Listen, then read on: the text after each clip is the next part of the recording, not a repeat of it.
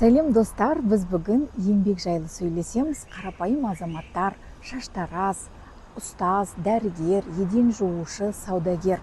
Олардың бәрі қоғамға өз үлесін қосып жатыр.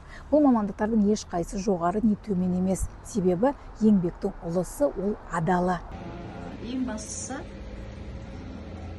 халықтың көңілінен шығу, солардың ырзашылығын алу.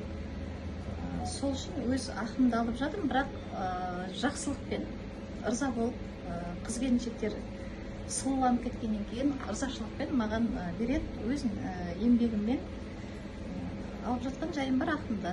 Күнімді көріп жатырмын осының арқасында. Бала шағамды бағып жатырмын, үйімді алып жатырмын. Жаман емес, шүкір Аллаға.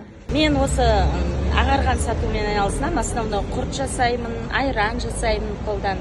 Менің айранымды осы жердегілер күтіп отырады. Өйткені таза, ештеңе қоспаймын. Өзім иітамын, сүтті өзім пісіремін. Сосын қаймағын алып, май жасаймын. Соның бәрін әкеп сатып отырмын. Қазіргі уақытта мінекей сезон көже пісіреміз бидайдан. Жүгеріден көже жасаймыз, соны салқындатып, әкеліп елге сатып отырмыз. Сөйтіп табыс тауып, кәдімгідей табыс тауып отырмын. Бала шағамды асырап отырмын. Қызымды оқытып жатырмын. Ұлдарымды оқытып жатырмын қазіргі уақытта. Бір-екеуі бітірді, уже осының арқасында қазір мен 3 жыл болды айналысқаныма. Өте жақсы.